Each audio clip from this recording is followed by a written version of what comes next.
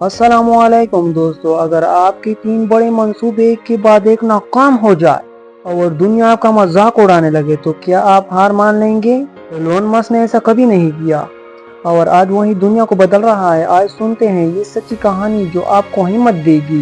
Elon Musk 1971 में जनूबी Africa में पैदा होने वाला एक आम से घर में बचपन गुजारा, मगर दिमाग में एक खास बात थी, कुछ नया करने की। सिर्फ 12 साल की उम्र में इन्होंने अपनी गेम ब्लास्टर बनाकर बेच दी। फिर अमेरिका आए और ZIP2 कंपनी बनाई जो बाद में लाखों डॉलर में बिक गई। इसके बाद पीपल शुरू की, लेकिन जल्द ही कंपनी से निकाल दिया गया।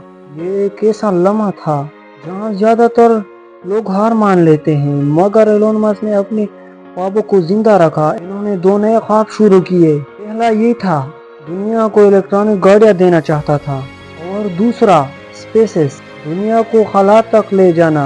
यहीं एक के बाद एक नाकामी आई। जैसे कि 3 रॉकेट नाकाम हो गए, पैसे खत्म होने के करीब थे। लोग कहते थे एलोन मस्क पागल हो गया है, लेकिन चौथा रॉकेट कामयाब हुआ। और हाँ, वो दिन एलोन मस्क की जिंदगी का रुख ही मोड़ दिया। आज टेस्ला दुनिया की सबसे बड़ी इलेक्ट्रॉनिक कार कंपनी है और स्पेसएक्स रॉकेट टेक्नोलॉजी में इनकलाब ला रहा है।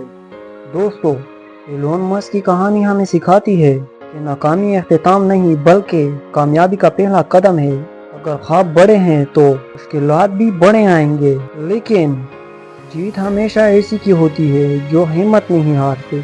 और हाँ, अगर आप ऐसी ही मजीद सच्ची और दिल को छू लेने वाली कामयाबी की कहानियाँ सुनना चाहते हैं तो हमारे चैनल दी डार्क वाईटी को सपोर्ट करें और सब्सक्राइब करें। यहीं आपको मिलेगी वो कहानियाँ जो आपको हौसला देंगी, जज्बा बढ़ाएंगी और आपको अपने ख्वाबों के करीब लाएंगी।